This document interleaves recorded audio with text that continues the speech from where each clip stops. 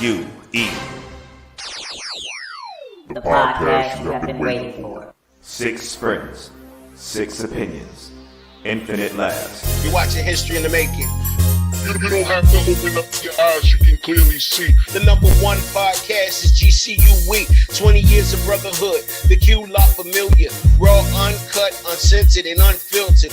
Bub's opinionated. Why Eddie keep you laughing? Steve will get the tea while Shot tells us all what's happening. Spiritual or natural. I'm here for the thrills. And when it comes to PJ, y'all, please say the real. From quick hits, heavy lifting, the master of the week. We getting ratings through the roof every time that we speak.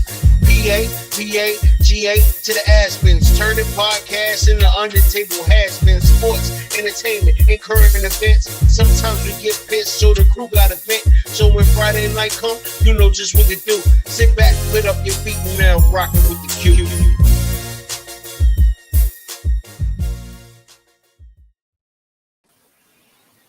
What's really good, people? You already know it's your boy Bugs coming out of VA. On the one and only GQ podcast. We here another Friday night on a chilly Friday night down here in VA. We want to say welcome. Thank you for coming back. I'm going to go around with the introduction, but we want to shout out Eddie and Steve, who won't be on tonight. But I'm going to go ahead and pass it up to Bob, though. Let's go. Hey, what's up, everybody? Hope you enjoyed your week and hope you have a greater weekend. But if it's your first time with us, we welcome you. If it's not your first time with us, we welcome you back. Either way, we hope you sit back and enjoy the show. We're going to pass it down to the real, and I mean, you must say the real when you see him on the street, the real PJ. What's up, kids? I just would like to say no to drugs. That's all I'm going to say. I'm going to leave it at that. Y'all know why. And last but not least, we're that. going to go ahead with the maestro and the narrator. Let's go up to Mr. Suave himself, Shot. Let's go. It would be the son of a cop that tell us to stay away from drugs. We know better, and we know PJ's history, so we're not gonna go there. But yo, what's up, everybody? Well, go ahead. No, what you got? I just don't know what y'all talking about. Like, you're just talking freelancely about life. All so, right, you know. Say no to Skittles. How about that? Say no to Skittles. Okay. That might Word, work a little bit better. Right? We're good. That might work too. You know what I mean? For everybody that was tuned in last week, you know, my apologies for all the technical issues that the crew ran into. I had absolutely no signal in Aspen. Yeah, it was fun, but you know, I mean, they held it down, so it's all good. But today we're going to get into it. We got everything back in the same loop as always, so it's about to get on. So let's jump into this thing with this Kendrick Lamar movie that got coming out. Kendrick is now trying his hand in the film industry. According to Deadline, Kendrick will be co-producing an upcoming live-action comedy film for Paramount Pictures alongside his former manager Dave Free, and they will be working with South Park co-creators Matt Stone and Trey Parker. Now, this movie, which has yet to be titled, is about a young black man interning as a slave reenactor who discovers that his white girlfriend's ancestors once owned his ancestors. Paramount Pictures president and CEO Brian Robbins issued a statement on the film, and he said, "On behalf of Paramount Pictures and the wider Viacom CBS family, we look forward to ushering in the first theatrical collaboration from these creative visionaries and galvanizing audiences worldwide around a powerful storytelling experience."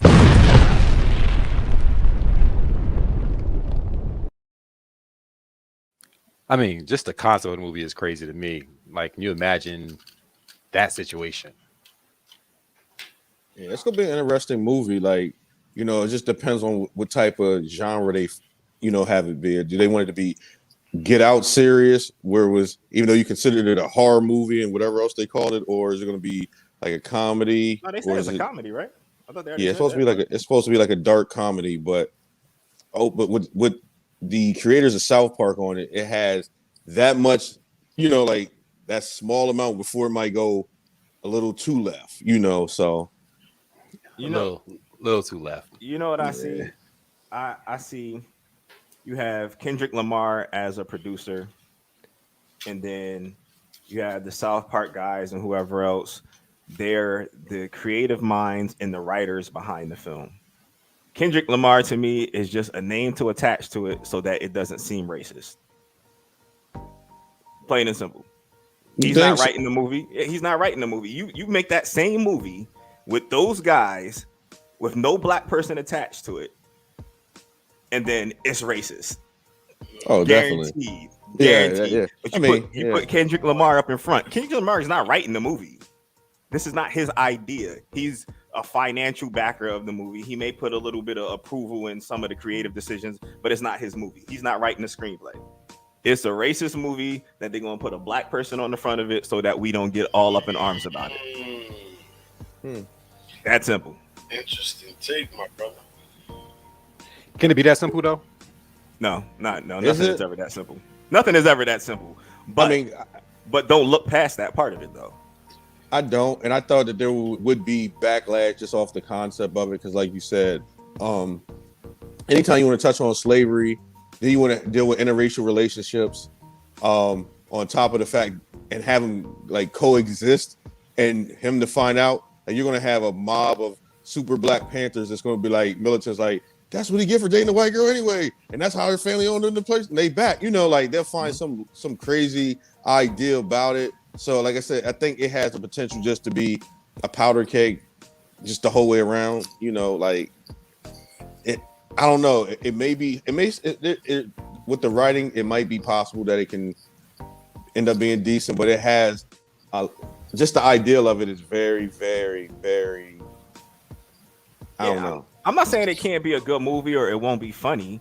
But if you don't have a Black person attached to it and you just have these white guys making this movie and thinking it's funny, it becomes a completely different story. You take Jordan Peele out of Get Out and put a white director in it, it's going to be a completely different reception. Yeah, so, I agree. I feel like just Kendrick Lamar is just a name attached to something to give it that push.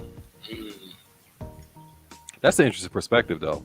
Yeah, like that's a little more different than what I was looking at it as, and I can see that, but that's what I said. Like, it just has so many different angles where it can go with this, and considering that it's not truly in production yet, it's just all like at, the bottom level.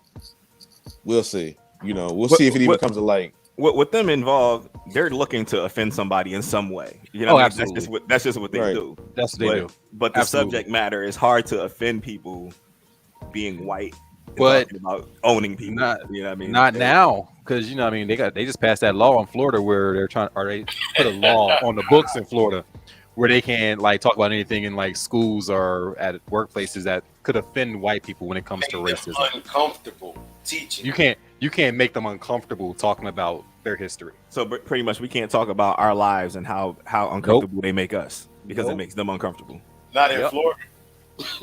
But Florida don't count, man. That's not even a real place. What? That's what he's trying to. Florida's like a make-believe land where just anything can happen. This is like what? Because of Disney? Yeah, no, because of Florida man. Yep, that's Florida what it was. Man. I knew it. He's real.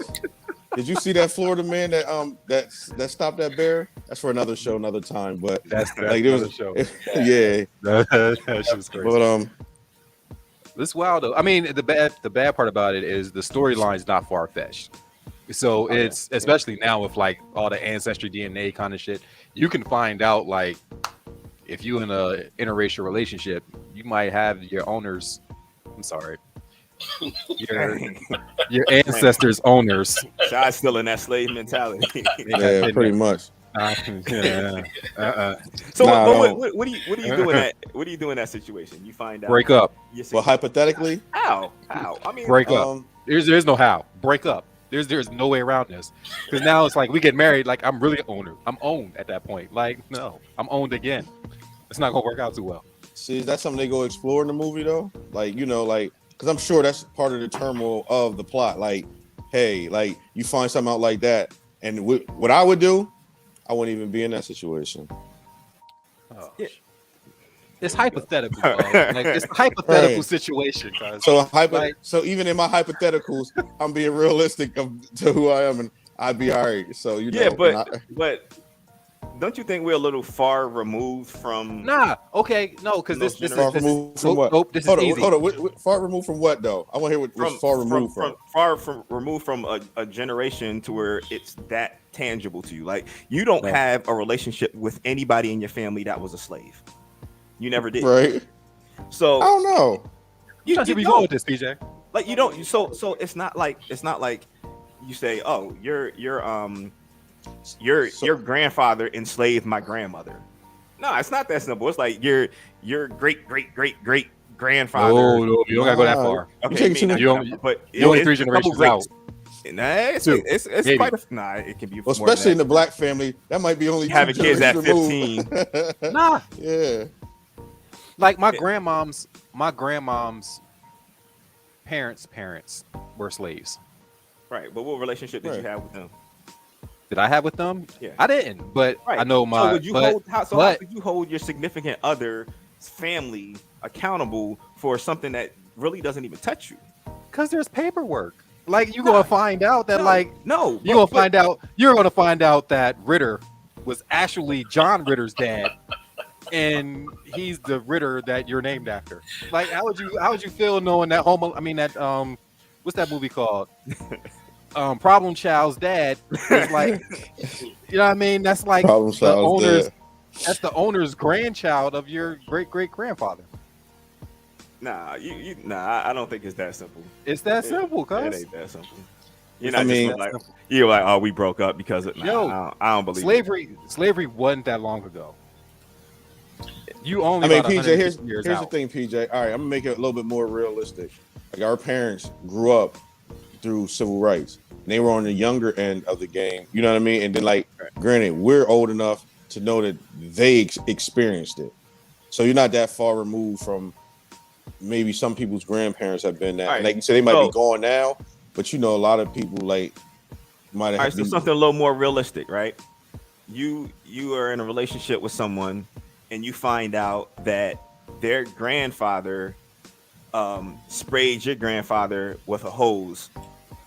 With My a fire mother hose, punched right? your mother right right? in the nose. Right. So are y'all gonna break up? Yeah. Are we in Georgia? Or I'm gonna go punch the grandfather. What No. does it matter if we're in? Okay, Because down here that's- you look at people a little different down here when they old. Like you just Like- kind of you want to push them down steps because you Yo. just don't know. So Yo. you don't know. Yo. So, but the thing is, Yeah, them old it's racists, they can get it. Exactly. It's knowing that lineage is right there.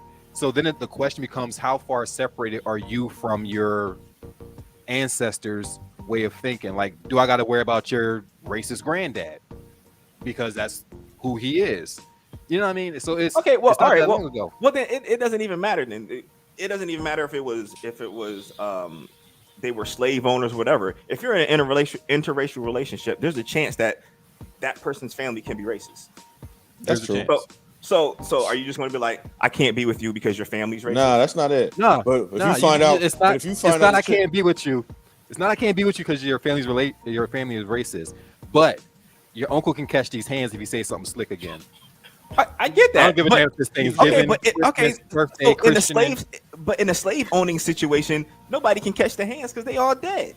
Right, but if you come, like, say it's a slave owning situation, right? You find out, you're like, all right, we cool, we What? good. And then some random dominatrix shit happened, and she come to the room with some handcuffs and chains and shit. Is it still going to feel the same way? my thing is, can I just take it to the basic route of Is this it still the same when you're outside cutting the grass? Is it the same at that point? Like, the concept, right? The fact is that her specific family owned his specific family. So to bring it back to where it's at, like, you know what I mean, before y'all just go outlandishly out to like They already out there. they out there. redneck woman be like, But- boy, go cut the grass. What we got next, yo? Like we about to slave ourselves the whole way to the what's the next quick hit we got? What we got next? I got your boy, Grandpa. All right, we gonna jump in. So somebody was bugging this week, and we just gonna let him like have his little moment.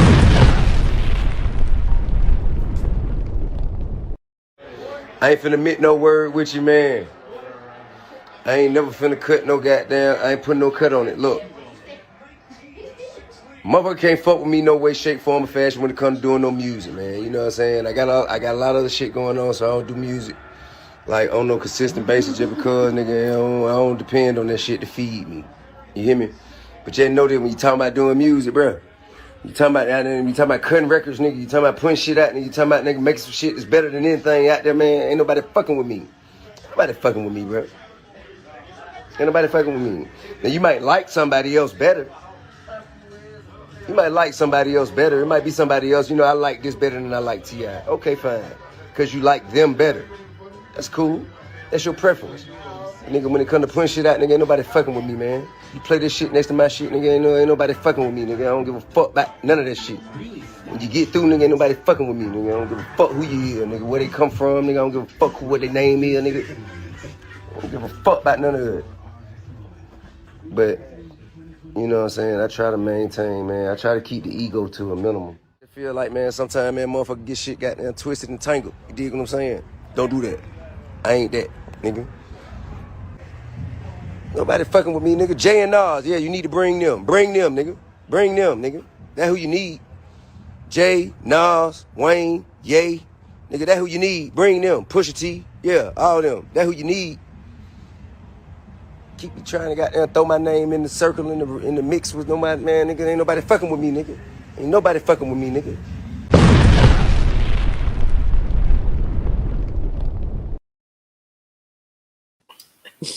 Does it say T.I. is expeditiously lying to himself? Yo, real talk. Like, I like T.I. I think he has some bangers. He's either drunk, high, having a bipolar episode, like something about that. Just he's very violent in this moment. Like maybe he found out that his grandparents was owned by his oh my god his wife's grandparents or something. Like I think he's a dope rapper. I think he's about to step out of his lane very easily and needs to like tone it down to somebody like a Busta Rhymes or somebody. You don't want none of them people to just put on the stage. It ain't gonna work. First of all, how does T.I. go from using big words that he don't even know what they mean? Talking like, so you think he'll understand his own vocabulary? Yeah, no, he don't. And then on this, he just sounds straight illiterate. Like, yo, it was bad. I couldn't even put bleeps on that because of how much he was cussing. It would have made no sense whatsoever. Yeah, they were like, man, beep bleep bleep bleep bleep bleep bleep, yeah, man, bleep bleep bleep stage, bleep bleep bleep rap. Like, I think he just wants acknowledgement because I think a lot of these verses are like an acknowledgement and a reintroduction to people. Because for me, him saying that now and to act like it's just some old humbug, but he was asking for 50 Cent when it first started. You know what I mean? A lot. And of course, if you challenge 50 Cent, you're going to get a response and that's going to bring attention. But eventually, like you said, 50 Cent kind of was like, whatever. Like, you know what I mean? Like, I'm not going to entertain you. And then he didn't remember he tried to even take it to the aspect of it being like, oh, New York rappers don't respect Southern rappers. And you know what I mean? So I think there's more to it. Like, I just think he has a motive. He's going about trying to get this done some different attention type way. I get that, but don't go too high. Don't put yourself on the level of Jay-Z and Nas. Well, what he was saying is that like that I guess a fan stated when he was on live saying like he said that's who you need to bring, like a Jay-Z or Nas, because that's the type of talent he feels that he possesses. That's exactly why we gotta do our Q hip hop report card, man. So I think that report card Tip's definitely gonna get a C. Word. Bugs, you the rhymer, so what do you think about it? What do you feel about it? Like, are you scared because T.I.'s, you know what I mean, might wrap you under the table or something? You don't got no what's up, man. You kind of quiet, you just smiling at the camera. That's a whole lot of confidence in that video. That's all I'm gonna say. That's a whole lot of confidence. But as a but you know what? Honestly, I think it's to the point now to where I think it's to the point now to where Tip is just like, I paid my dues. I'm here. Whoever wants the challenge can come get it. And I honestly think that's his way of just calling somebody out. Really, T.I. couldn't beat 2 Chainz. I think, but he fishing. I think he fishing though. I think he like, look, I'm gonna put out here. I'm the best. And if somebody disagrees, they can call me out. Now, I ain't getting this 2 Chainz argument. How about T.I. and Rick Ross? He wouldn't beat Rick Ross. Rick Ross already slaughtered 2 Chainz. Huh? They did one? Yeah. When? That's exactly. Right. It didn't matter. That's the whole it didn't matter because point. you already knew that Rick Ross was slaughtering. He said so that he only was it. It was a real one. Yeah. See. So we do our due diligence, people. Don't believe that PJ's only acted for the camera. Yeah, But as I don't remember. as an MC though, honestly, like PJ, you produce, Bugs, you spit. You know what I mean? Shad, you produce. Like, aren't you supposed to have a level of confidence when you're doing something like that? Whoa. My shit's. I'm not in the music industry. No, but you understand I'm just production. saying, I don't want to get none of the people confused. Like, Yeah. not music. Listen, but yeah, you gotta have a level of confidence in saying that you are whatever. But he got to know there's gonna be backlash to what he's saying.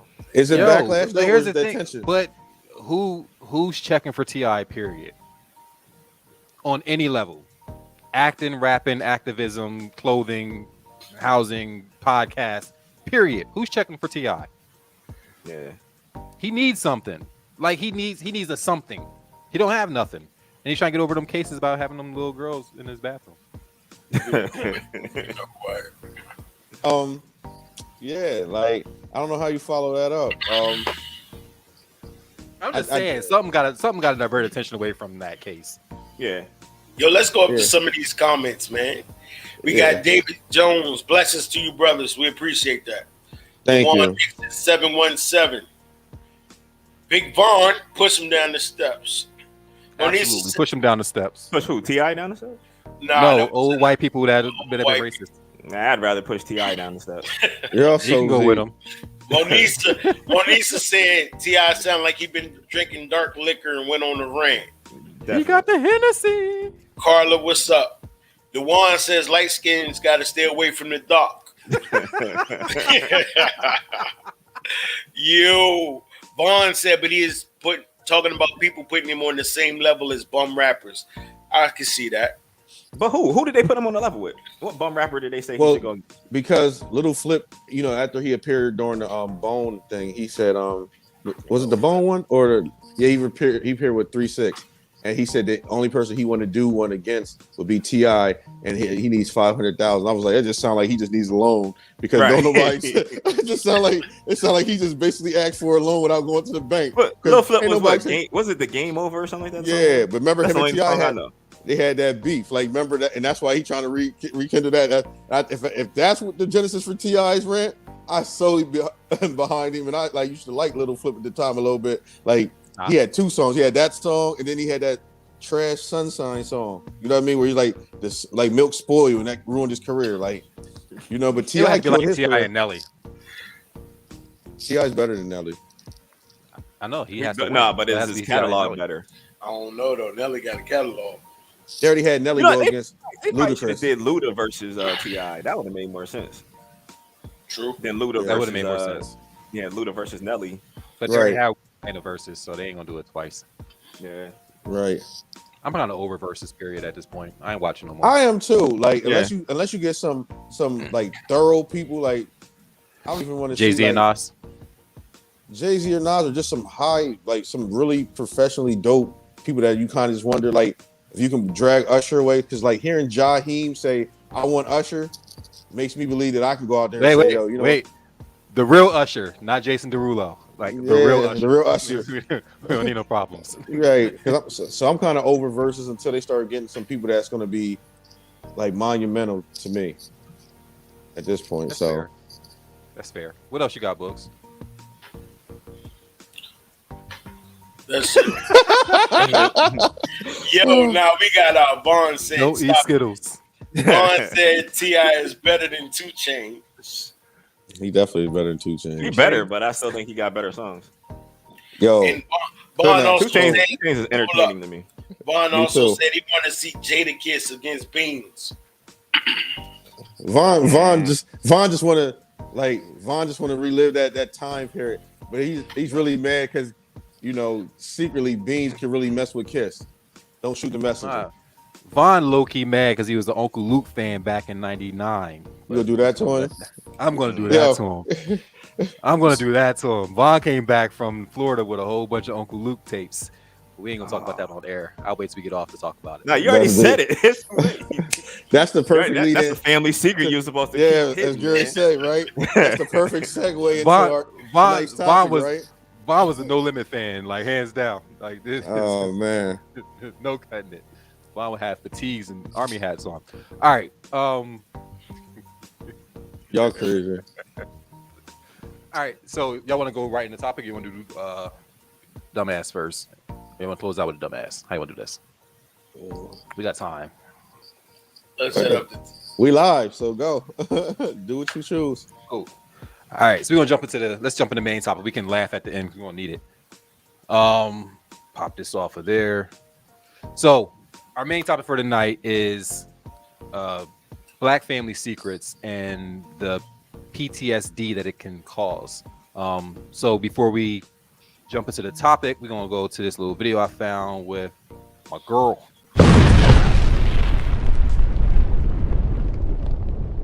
I think Black families keep secrets.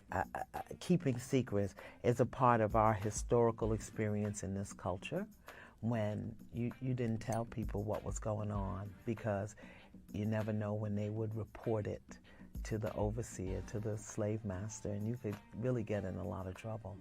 And I think it's just kind of a cellular memory within us that you just don't tell because it puts you in danger. How does that serve us today? Does it still protect us in some way? Doesn't serve us at all today, but until we learn a new way of being, and until we learn that we really can speak about who we are and how we feel and what's going on, we will just continue to perpetuate the behavior that's familiar. Human beings, regardless of race or origin or economic status, human beings do what's familiar. It becomes habitual, and so it doesn't serve us, but we got to learn a new habit.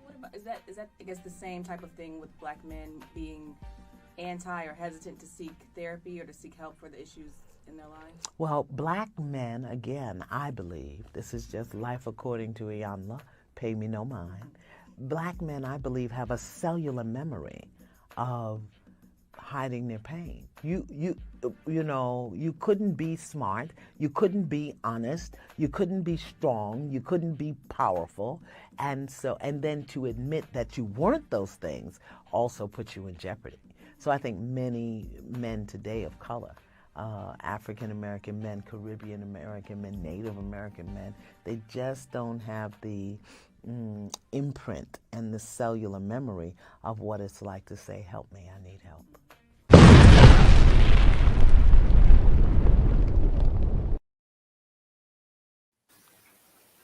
All right. So, safe to say, we all grew up in that, what happens in my house stays in my house kind of lifestyle. So we understand that families have secrets from low level to high level. It can go from just, the lights was off for a week to, that ain't really your daddy. So it's just anywhere in between can be considered a family secret. So I guess main question, do we want to define the family secret or do we want to define the trauma PTSD first? I think we should really grasp a secret, because I think when you say secrets, they affect people different ways because of how each person functions. Some could be emotional trauma, some could be psychological, some could be physical. So you want to first kind of get an idea of what a true secret is, because embarrassment can just like we were discussing before, just being embarrassed about a family secret is emotional and something that some people may use as color for them to evolve. Other people might find that to be something that ultimately kind of tortured them during their life, so I think we want to go with that. Don't you think that makes sense first? Because then the trauma will fall afterwards. True. Cool. True. So, all right, so you gotta, I guess, go to the difference between, like you said, the difference between being embarrassed and being a secret. And I think the embarrassment are things, again, the lights were turned off, the car got repossessed, you got evicted from the crib, you don't have food, stuff like that. That's embarrassing. It doesn't hurt anybody else by them knowing that. It doesn't necessarily hurt you by keeping that secret or letting someone else know that that's there, because those are situations where you can get help from somebody else. And I think that's where pride comes in as well. And it's one of those things where you got to be careful about your pride putting you in a worse situation than what you are, because you don't want to say anything to anybody. So when it comes to that, how do y'all feel about the difference between embarrassment and secrets to protect? Well, the whole thing is it stems back to that same thing. What's done in our house stays in our house, or you know what I mean. And in many aspects, I don't think it's wrong. I can see how it can hurt, but you handle things within your family the way you're going to handle them. Sometimes having outside influence and outside noise coming in can muddy things up. So you don't want too many people in your business. You know what I mean? That's where that whole thing comes from. Now, as far as, you know, things being embarrassing, whether it is you need help or whatever, you got to get over that. You know what I mean? That's a pride thing. So if it is that your family truly needs help, you're hurting them more by not, you know, reaching out to other people and letting them know what's really going on. But if it's truly something that's going on within your family that really is no one else's business, I'm not sure that that's something that needs to be talked about. I mean, like at what point do you say, oh, we need to talk about this, we need other people's opinions? Like where does that come from? Like, are you speaking in the household, or are you speaking outside of the household? Outside of the household. Oh, I mean, like, yeah, I mean, because if it's a family secret, it's within that household or within that family. But when does it need to come out for other people to hear? But to define like what's a secret that's detrimental, because again, children in these situations, because the whole theme is around this topic is like children growing up with these black families, because you know ultimately the PTSD is something that's the effect of going through this at a time. So as a child, is it because you had to have that survival? You know, they always say that children are resilient, you know, so the children are just going along with whatever they have to do to survive for the circumstances that they're in. So sometimes being vocal isn't something that's going to be beneficial if you're, like you said, if you're embarrassed, you know, like that may be something that you can get yourself out of, but you still might have repercussions if you have an abusive parent or you've been around somebody that's, you know, done something that may be, you know, just that's a violation. So defining what a secret is I think real key to this conversation. Like you said, lights being out, those types of things might be something, like you said, that's an embarrassment. But is that something ultimately that's going to really be like, that's going to truly affect you in such a pattern that you can be destructive? Do you think that can, like the embarrassment of that? Like if it, like with kids, like going to school and people calling you dirty. But you know, we used to always like, man, X, Y, and Z's dirty. But as an adult, you understand that the child was only a product of the circumstances that was around him. And though we might have, you know, call X, Y, and Z dirty, we didn't really think as children that this may lead to their self-esteem, you know, being damaged, which is also some PTSD that, you know, they tend to say happens. That's in school as well as home. And they might not feel comfortable going home and telling their parents that, because though we always say, like, as parents, hey, don't worry about them peers, you know, whatever we're going through is what we're going through. But it's different to be in that environment every day as a kid and you don't have any control or say so. You might just start fighting after that. You might be getting in trouble. You might link on to somebody who's able to get some of these resources for you that may get you in further trouble.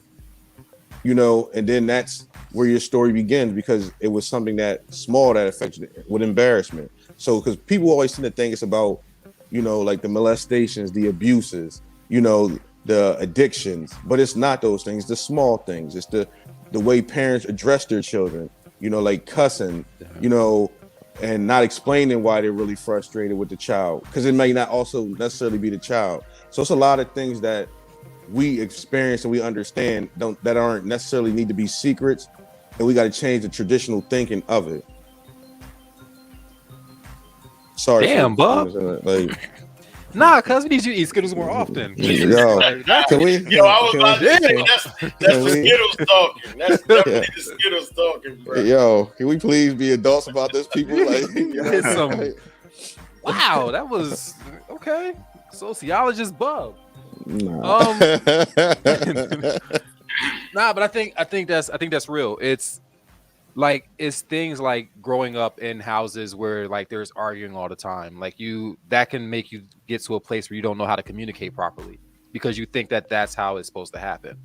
Or like if you grow up again on the opposite side, and you see like the loving side, or like your parents take care of each other to a place where, you know what I mean, your mom, you've never seen her pump gas, but you always see like your pops take the car and go fill it up with gas. You don't know why it's happening, but you get it. Right. Like the gifts, like the flowers, like, you know, mom's not cooking on Fridays and Saturdays, we're going to cook. Like those small things, it has a different trajectory. Now, your mic went out. He muted himself.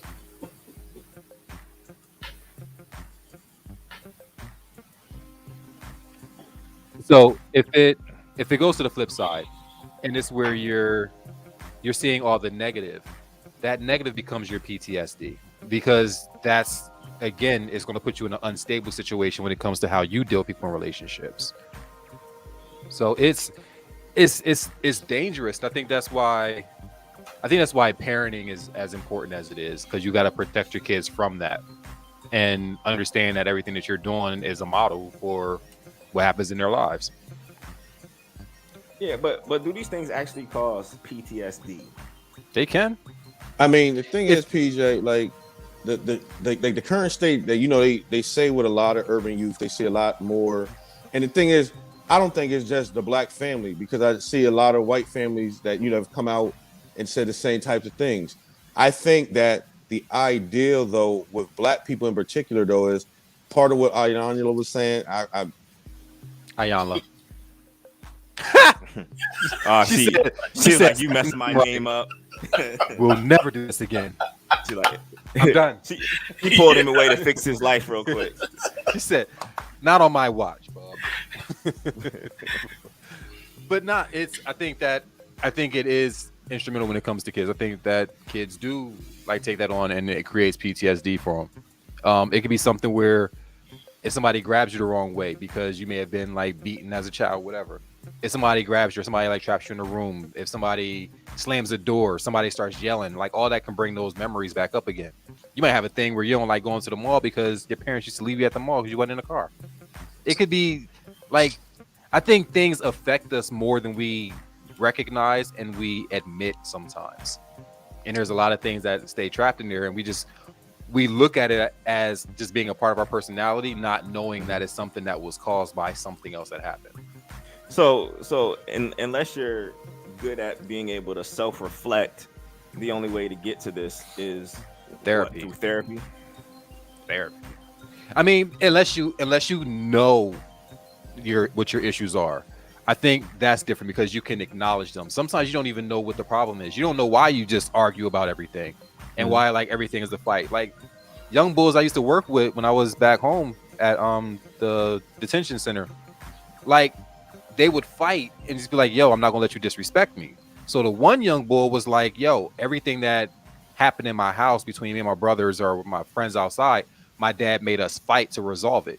So all he knew was to resolve his issues was fists. Like, I gotta throw these hands at you because I can't communicate with you because that scene is being soft. That's PTSD. Like, dude, he couldn't communicate his feelings. He had to fight everything out. But see, there's a key word to what you're saying is part of the problem. I think communication has to evolve from the traditional sense, because like you said, our parents grew up, like we said in that first segment, like not too far removed from the slavery mentality, like you saying, like where it's, you know, you don't ask, you don't tell your business. They get their ass whooped for anything that's not under the rules. And then as it got both of us, it got a little softer. And I think we're in a phase now where we understand a lot more than what they had. And we have a lot more tools available and resources where we can actually start realizing, like, yeah, I don't need to necessarily be my kid's friend, but I have to allow myself to understand their world. And I think that's the selfish part, where like traditions, like I'm grown, you know what I mean? Like, nah, because like I like to talk to my kids from the aspect of, before you were you, I was you. So you can't run that smooth stuff by me. And I think that's a lot more effective at times than just saying like, don't question me.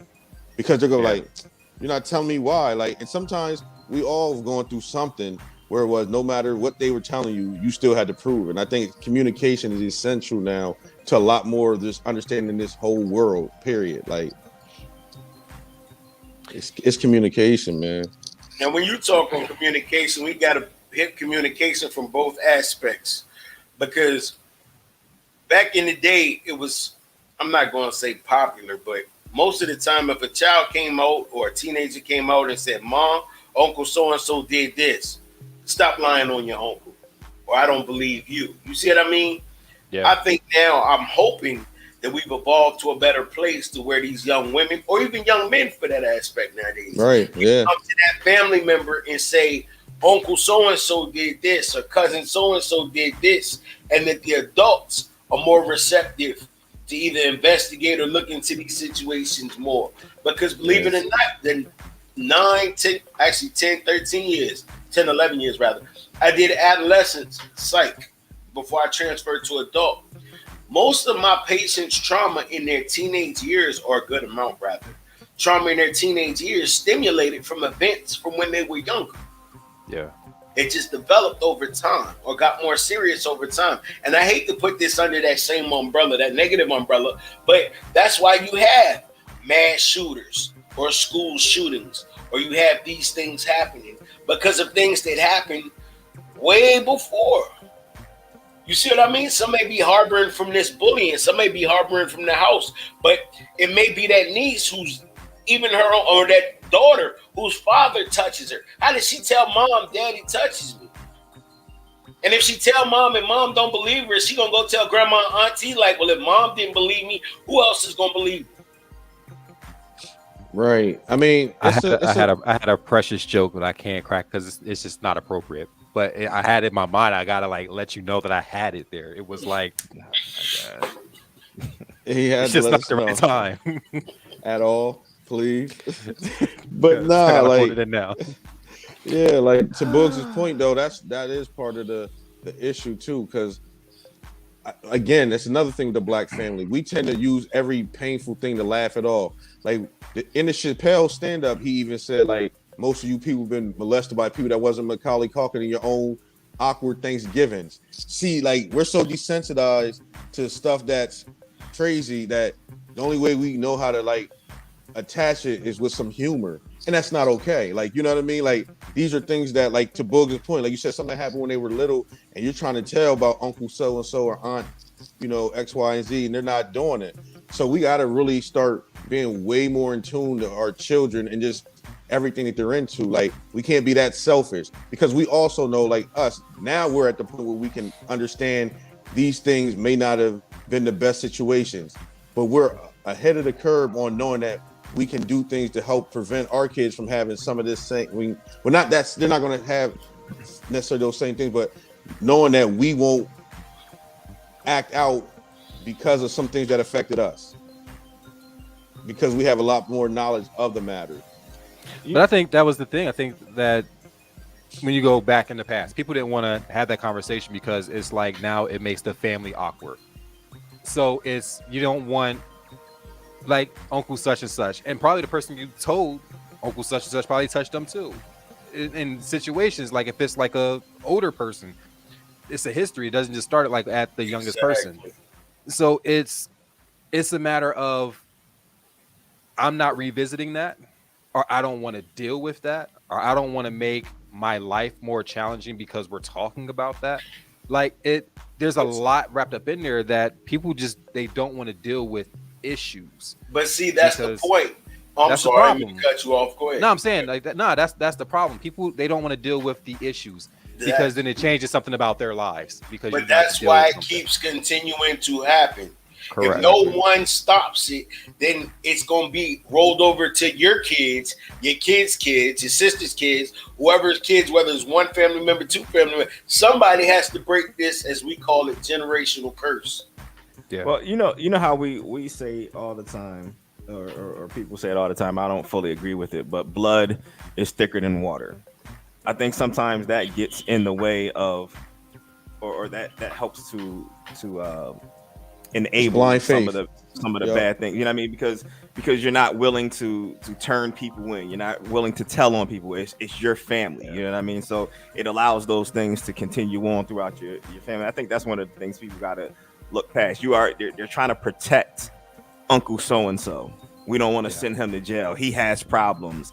But I mean, and that could be true. You know what I mean? It could be that, your uncle has his own PTSD, right?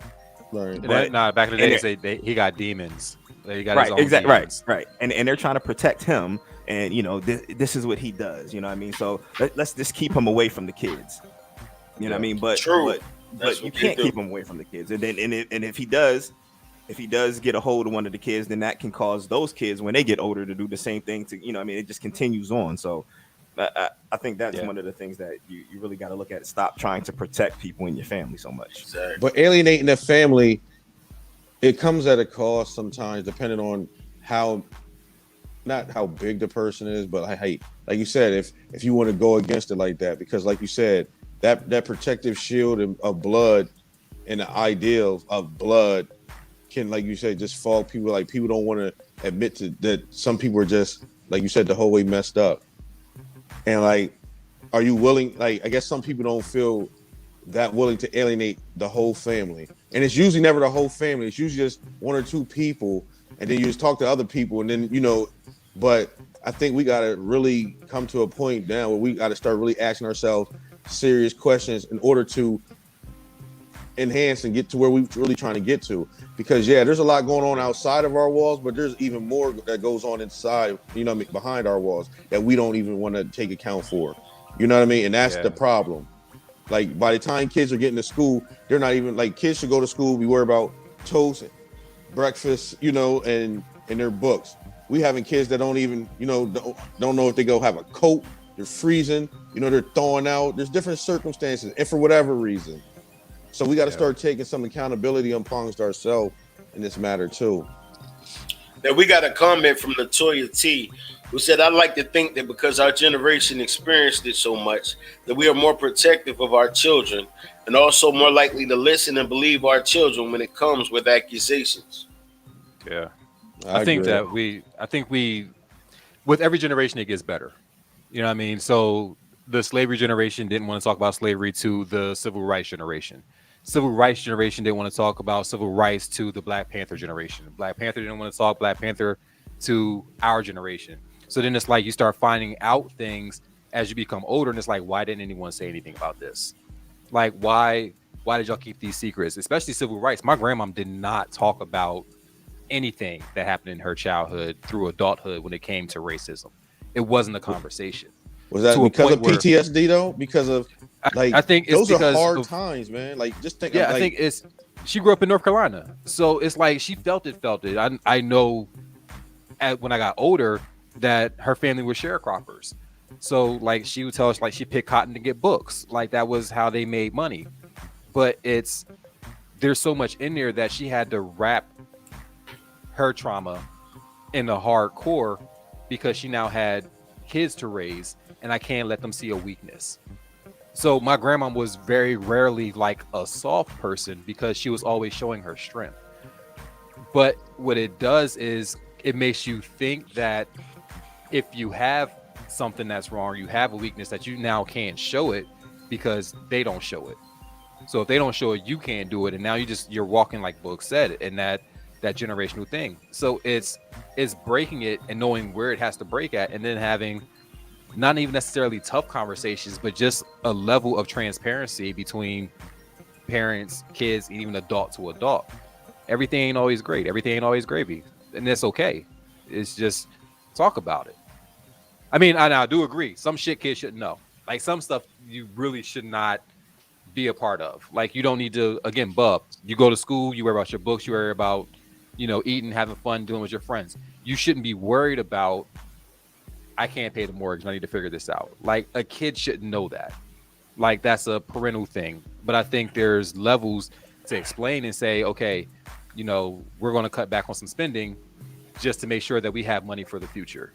Kids can understand that if you explain it to them correctly. No, you can't have a PlayStation 5 for Christmas. It's not happening. All right. So, but should kids know that their uncle is actually their cousin, or their cousin is actually their brother, or whatever? You know what I mean? At what point should they know things like that? Those types of family secrets. Nah, I think that's a conversation that families need to have earlier, because what happens is when you do that, you let a person live their life thinking that that's that person. When they find out, they feel betrayed.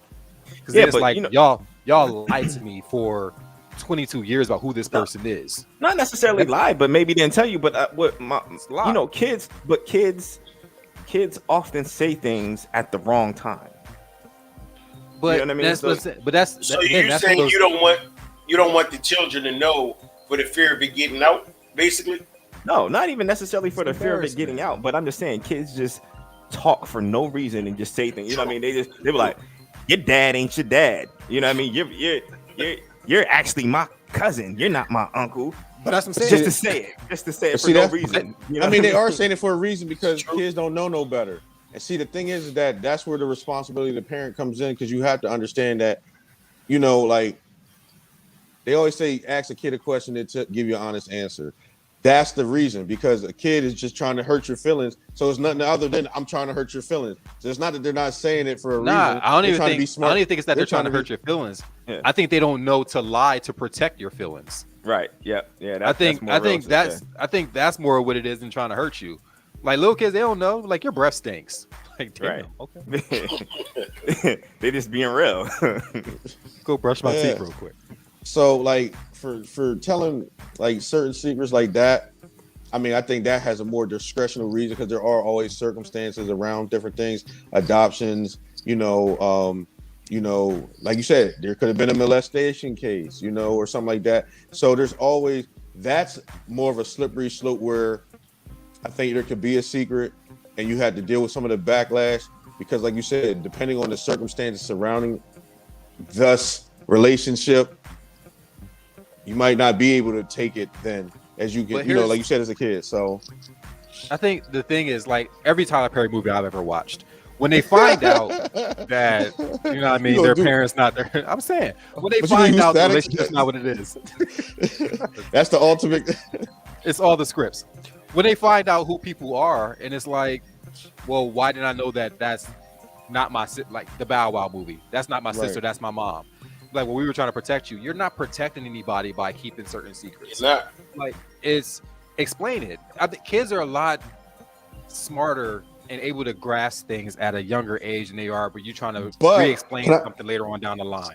But can I kick back on that? I think that's part of the reason, though, that some of these kids end up experiencing some of the PTSD, because that phrase, kids are so resilient, is the reason that people prolong doing the right thing at times, and then have kids in a messed up predicament longer than what they need to be, along with their pride and ego, because that's what the kids know, because they've been around it, so they'll be able to deal with it, instead of making sure that they get help for the circumstances to help protect the kid to the best, situation for the kid. Yeah, but you can't unpack things on kids if you haven't dealt with it yourself. But it's baby steps. I think that's the problem. It's like you need to deal with things as adults and have those conversations within the adults, and then you baby step kids in. It's like if you're 6, you don't really understand the dynamics of family yet. You just know that you love all the people that you're around. So if I start explaining to you things slowly, like, I just need you to be very aware of yourself when you're around, Uncle Mark. Right. Oh yeah. No, that's just crazy though. But that's another thing we got to get rid of. Like that type of listen to that. Like listen to how crazy but it's that the sounds. Truth. You don't gotta say what it is. It's the sad truth though. But think about it, because you might be aware of it, and the next family member might not be aware of it. D.L. Hughley got that joke. It was like, "Oh, we're such and such. Where are them kids?" and run to them. But that shouldn't be okay. You know what I mean? Like just the fact that it shouldn't be like.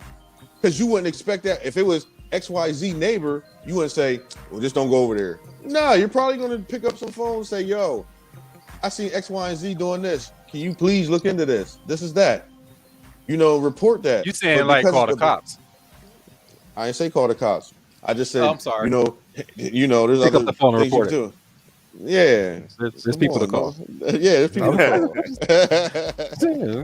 call.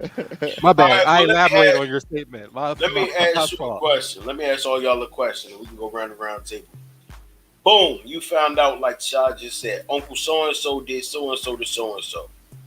You got a family reunion coming up. It is what it is. PJ, how would you handle this situation? You gonna allow your kids to just be in there with everybody freely without saying nothing?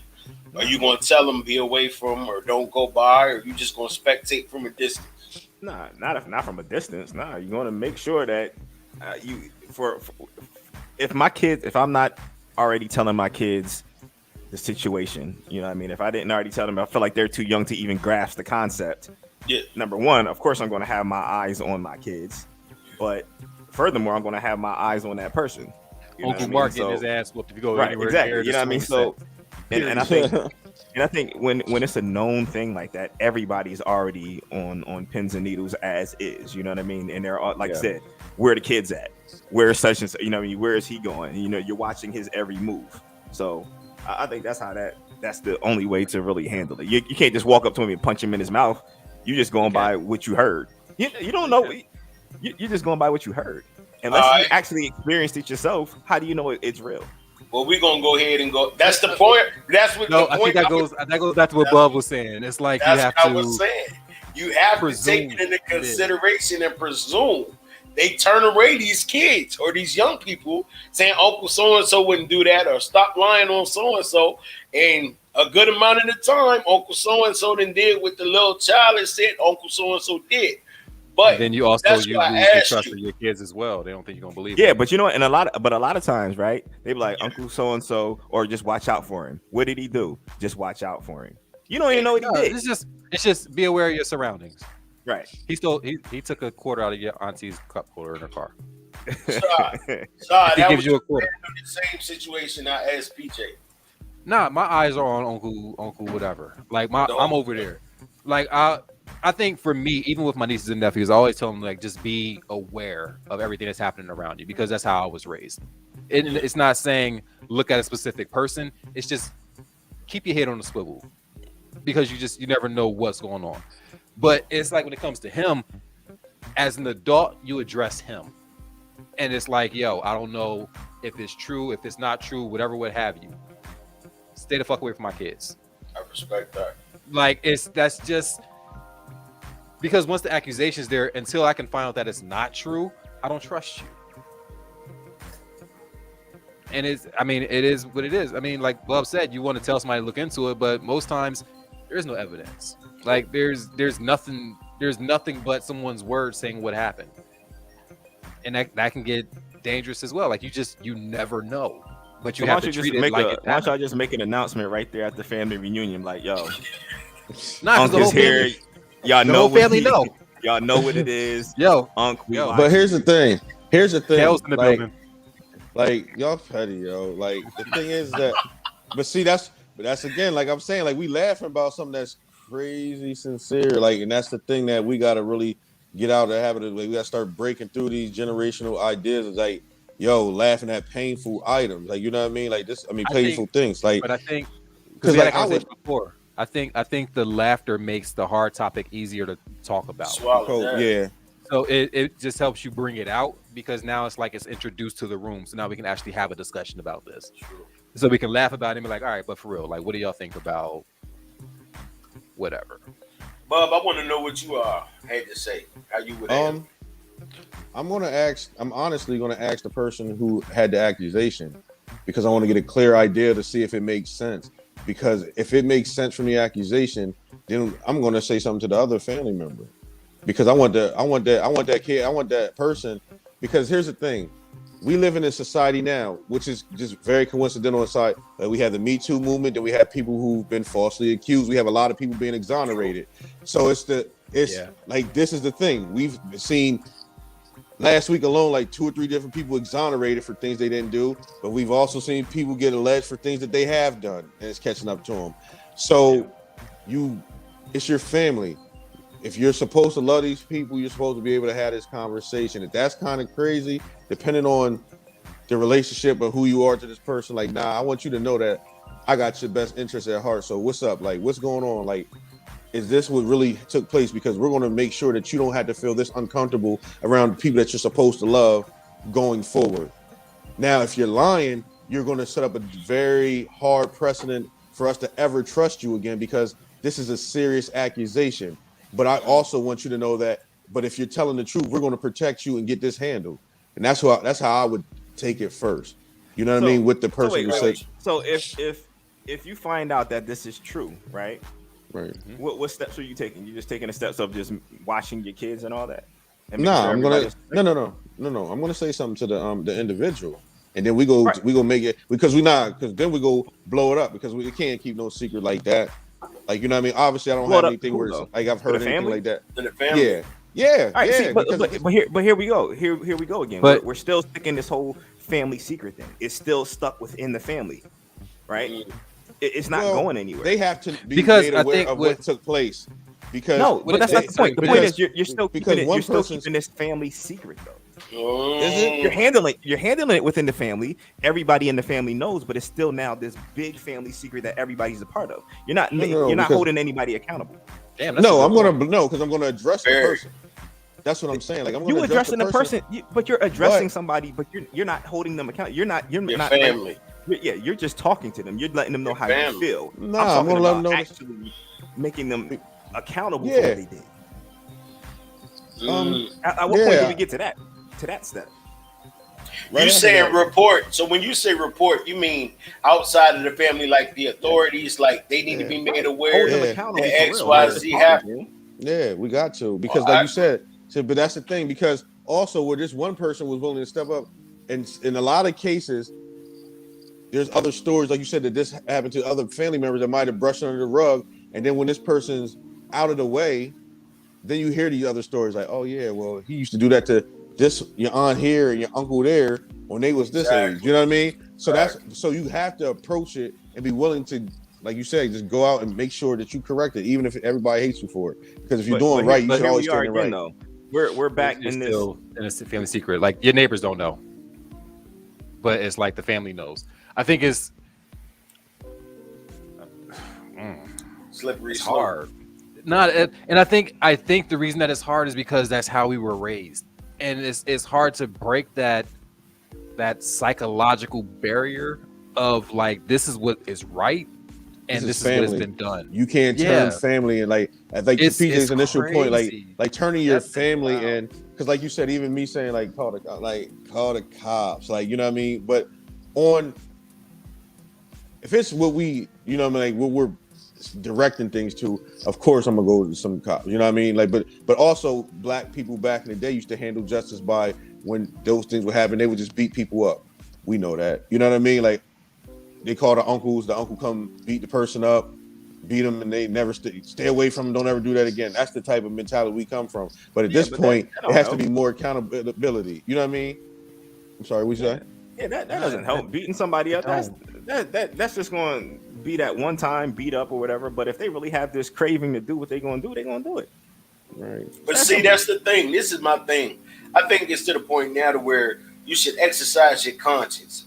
Now, it was your niece or your nephew that time. But what if down the line, and I hate to play advocate like this, but let's say a year or two down the line, you notice, okay, this person was molested on the news. This person was killed. They finding bodies. They doing this or that and the third. And you got this random child molester on the loose. Come to find out it's the same family member you've been protecting all this time, when it could have been eliminated when you first found out that he did it to the niece or the nephew and nipped it in the bud, had this man reported and get him the help he need to prevent the future damage. I don't think we think long term. I think he did it to her. Now we know to watch him so it won't happen to nobody in our family, but we don't care about the outside. You can say I'm wrong, but that's the mindset. I don't care what happens to people outside the house because we only protecting the kids in my family. If he do it outside the house, that don't pertain to us. That's a toxic mindset. Yeah, I agree. I agree. I didn't even think about it on that level. Like you think family secrets, you think like inside of your house. You don't think like the full family is still keeping a secret from society. Other people, right? Yeah, like I never looked at it that way. I figured, family secret once it's out. What's the family, the Duggar family? They got like the 19 kids, that white family. Yeah. And the one son molested some of the daughters in the family, and then they kept that, they handled it within their own family. But then he goes out and does the same. Well, he now got caught with like child porn and all this stuff. Yeah. You know what I mean? So handling stuff within your family and not telling the proper authorities, now it can affect everybody else in society. You know what I mean? So we got to hold people to more accountability than just family justice. It doesn't work that way. So that goes to the one question we were asking. Damn, that took a twist. Where do you find, like, so what do you owe your, like, who's best suited to get, like, I'm stumbling here. What it is do you determine your mental health is the priority, or do you determine that your family structure is a priority? Like, how do you determine what's most important in the matter? Because like you said, like, your mental approach to how you're going to go with these things, depending on the allegations, or do you let me go first. With the family? Okay,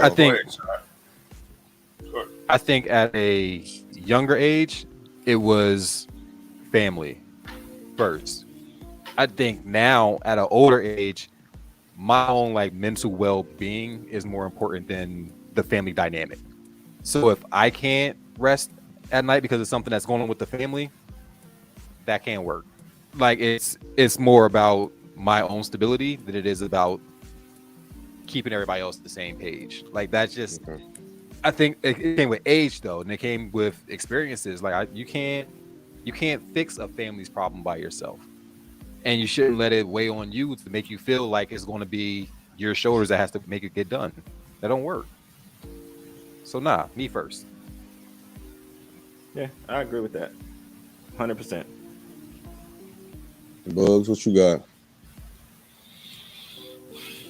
Because you brought that big question that brought the spin. So how do you determine? Yeah, right. This is the thing. I haven't even really spoke on it. I got to think long term. And I got to think, like, my conscience wouldn't let me leave that alone, because I'm not only going to find out from the niece that made the claim, because if he did it to her, 9 times out of 10, he did it before. So I want the history of it. Like, who else did this happen to? Did this happen to anybody else? What's really going on? Is he reported? Do we need to report him? And some may call it a snitch. Some may call it this. I would go to the person and I give him one opportunity. Look, you need help. Go get the help you need. I'll help you get the help, but you need help. We're going to report you. This is what's going to happen if you can't get yourself in order. I'll give one chance. I would give a chance. This is just me. But can you? Because I know there is no guarantee. We went down the road of child abuse and everything now. But I'm still snitching. I don't care. Like, listen, is that something that you can trust has been fixed? How do you fix someone from being a child molester? You can't. That's so why it's like you can't solve reported. That. You still get reported, but you need help.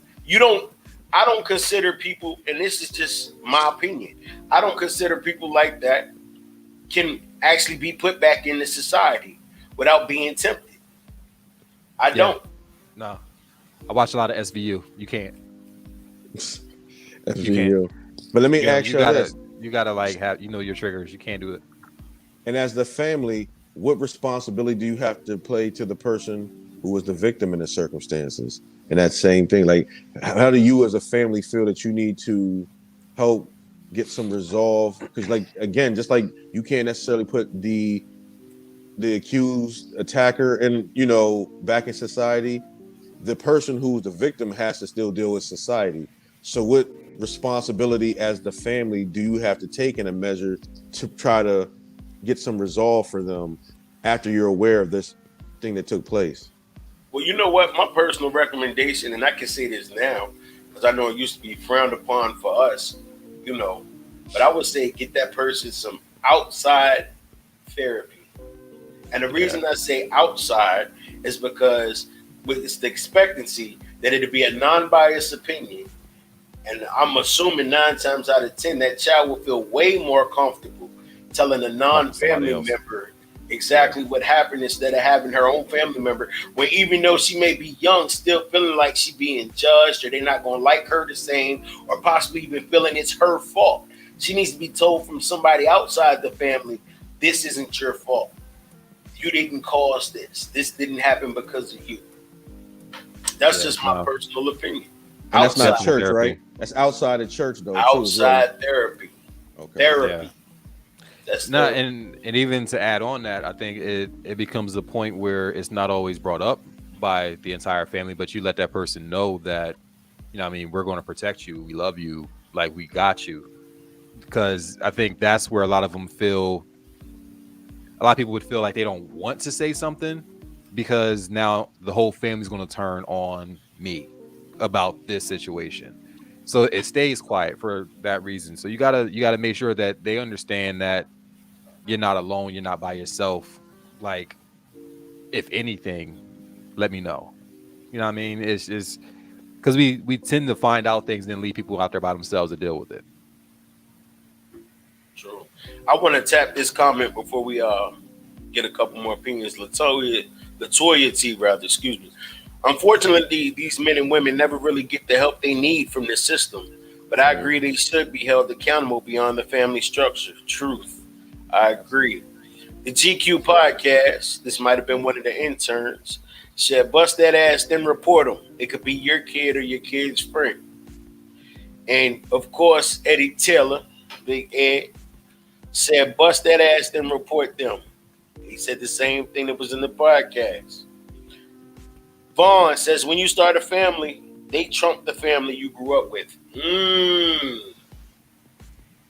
Yeah, that's true.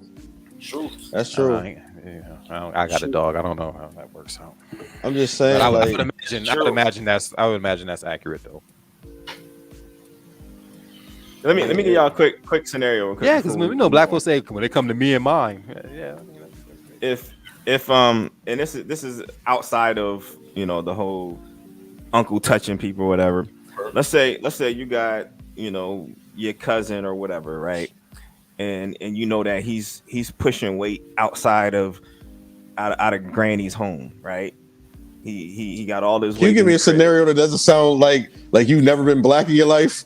Like, you know what I mean? You said I got a cousin who's pushing weight out of granny's home. Can you give me something just you make it a little less. Listen, I'm a father. No, but listen, you know what I mean? I know what you mean. Go ahead, PJ. Yo, Bub, chill out, Granny's man. house. That's the Granny's house. Go ahead. Out of Granny's house, PJ. Right. Go ahead. No, yeah, but now he's putting her life in danger. You know what I mean? He got all type of people coming in and out. He got everybody knows, the whole family know, right? But nah, whose family is this? What? If you up in Nana's house and you pushing weight out the crib, you getting your ass whooped. That's not working. We're not calling the cops. We don't need the DEA run up in the house shooting nobody. Don't you act like your ass don't up in grandma's house. No, not my family. You get your ass with some drugs in grandma's house. It could easily happen. But that must be a Ritter thing. I'm playing that because that scenario is real because that's where I was watching an interview not too long ago about with BMF and they was stashing their weight in one of the chicks' grandmom's crib. True. Yeah. That's where they was holding all their weight. So it's something that happens. But my point is, it's now a secret. Everybody knows, but they ain't saying nothing because whoever's getting money or whatever. Is that something that you feel like a secret that you can hold them accountable for? Nah, because one of two things is gonna happen. Either he gonna stop or Granny's not gonna be in that house no more. Nah, Granny ain't leaving. It's her house. Fuck that. He gotta go. Right. That's So Granny house. You ain't taking over the crib. At the same time, if I tell Granny what's going on, and Granny like, well, such, she getting out of there. Even if it's against her own will. Because you know how Granny be, that's my grandbaby. He all right. He ain't do nothing. I believe him. Yeah. Here's the thing. Here's another thing about black people, though. We are the biggest. Not my baby. They wouldn't hurt somebody, but they the same one that went to school 3 times a week for that same baby that didn't do something. So in that type of scenario, PJ, Granny's probably more aware than what you want to give her credit for. And then that's what happens at the end of the day. Well, so, she may be aware, but whether she is or not, you're not gonna do that in your grandma's crib. Like it's just that's not cool. No, it's not cool. So, you just shutting it down from the gate. Nah, you period. If you want to put your life at risk, that's your life. Don't bring nobody else's life into this. Like, do that shit where you at. And then if I find out that's what you're doing, I don't want you nowhere around me. Now, it's just, I mean, in PJ's mentality, that becomes a family secret because we could just call the cops on.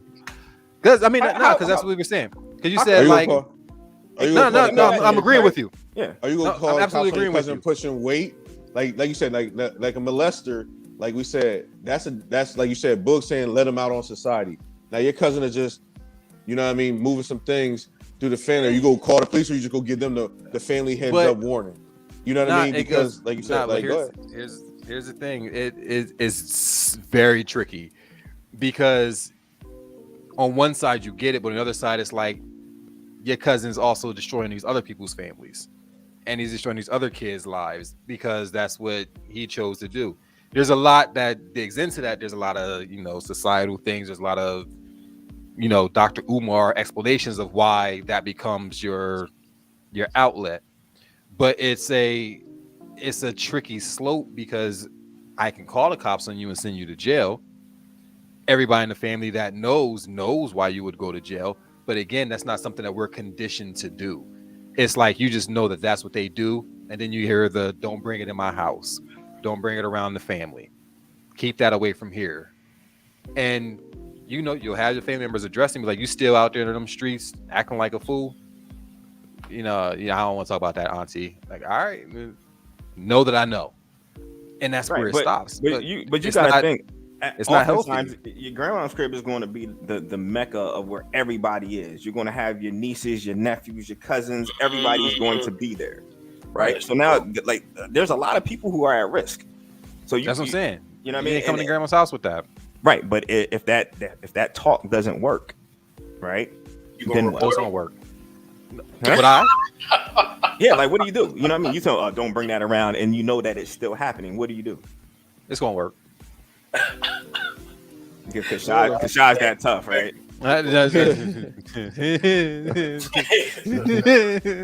We smile in public. It's just I think my and I think maybe it's because for me that's hard to wrap around because no one's ever disrespected my grandma's house and done it.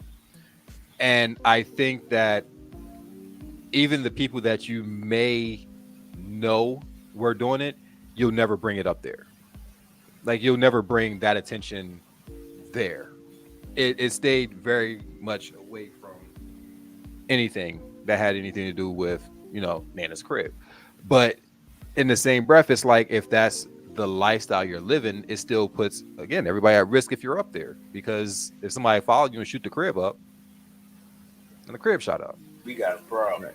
I'm saying. So, I don't know. So to wrap this topic up for a little bit right now, because we're going to continue, because there's so many layers to this that can continue going on and on that we can talk about. How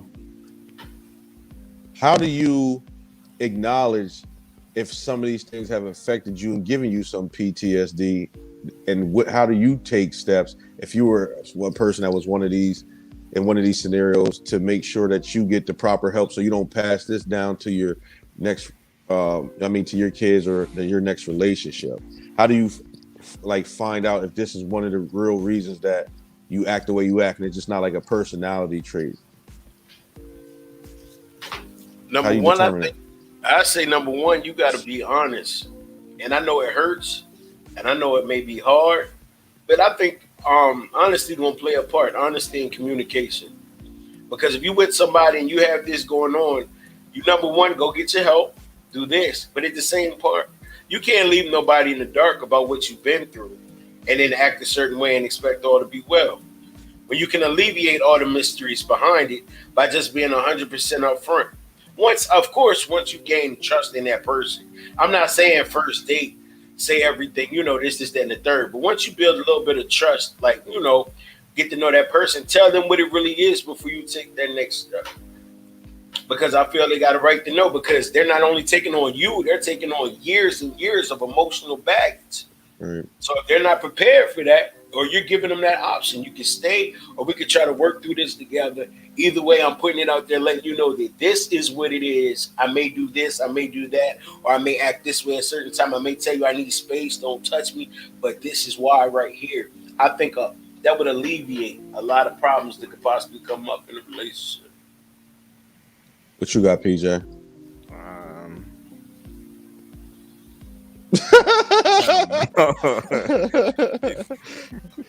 Don't do drugs. That's Pretty just much. what work for you. That's just, like, don't do drugs. That's what we can go with. Like, you know, like, how do you just like? Did you forget what it was? Because I know you old, so that art might have kicked in real quick. It's past your bedtime. So just to summarize it real quick, how do you acknowledge if you're a person that suffers some sense of PTSD from something from your childhood? How do you acknowledge and how do you express it to your partner, or how do you handle not passing that down as a traditional thing or just a personality disorder that you have? You can't necessarily say how do you acknowledge it because you may not know that you have it.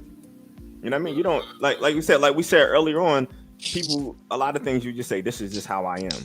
This is just how it always has been. So, it, you know what I mean? Unless there's something that really triggered it and you actually somehow seeked out some type of help for whatever reason, you're not going to know. You know what I mean? And I think that's how a lot of people walk around here, that we are the way we are just because that's how we are. That's how it's always been. You know what I mean?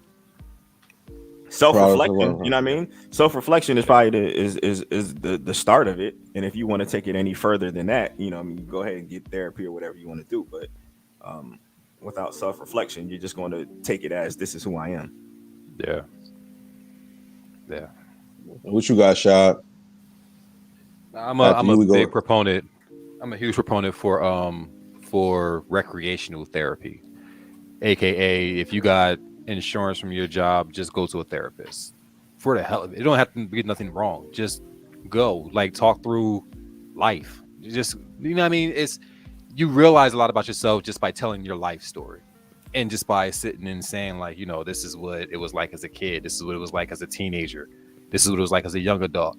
You realize things, and people can question certain things and certain actions and certain things that you've done, and it makes you more susceptible of understanding, like, why you are the way you are.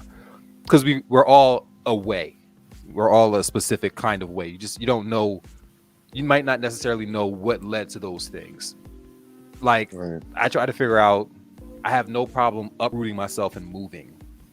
And I didn't realize it was a thing until it was brought up to me about how easy it is to just, like, pack my shit up and go somewhere else. And then I had to, like, again, in therapy, I'm digging through that, and I'm like, it's weird. And then I'm, like, going through, like, certain age frames, and she's like, so, you know, where did you live? When did you live there? What was that like? Changing schools? And I'm like, that shit was dysfunctional, and I didn't realize it. But it got me as an adult to where I have no problem uprooting from a city, a state, a region, anything, and, like, going somewhere else and starting over. Like, that's not a problem for me, but it's also not healthy.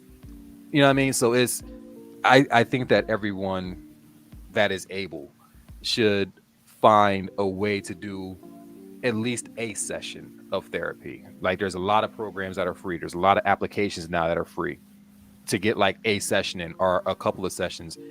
Use your health insurance from your job. It's just, you need to check on yourself, make sure, like, your own mental health is on point. Shut up, Eddie. Wrap that shit up. Wrap that gavel up, D. Yeah, no, that's true. Like, you can't say nothing better than that. We're gonna leave this topic, we're gonna leave that comment, and because that was eloquently, perfectly said. So we're gonna go right into our dumbass before we close this out. Shad, just take it to the dumbass. I mean, because somebody got Q line dumbass of the week. But you hit.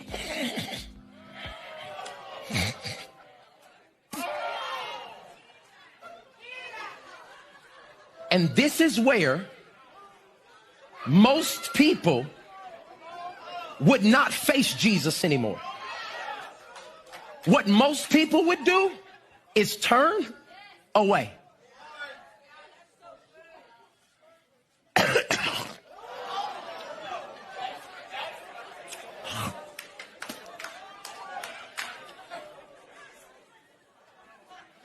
What I'm telling you is just as he's physically standing here, knowing what's coming. God's saying, can you physically and spiritually and emotionally be able to stand when getting the vision or receiving it might get nasty? I'm going to say it in a point just like that. Receiving vision from God might get nasty. You mean, God, I just bought, in crazy faith, I just bought my dream car. And now you're going to ask me to sell it back and ride in the hoopty again? Yeah, because the vision I'm about to give you, it might get nasty.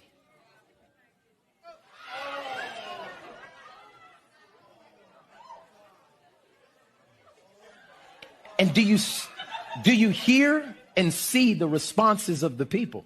Q line dumbass of the week. Yo, that's so hard to watch, man. Yeah, the dumbass ain't the pastor. The dumbass. No. So much blind faith. Yeah, we can't let the pastor off the hook.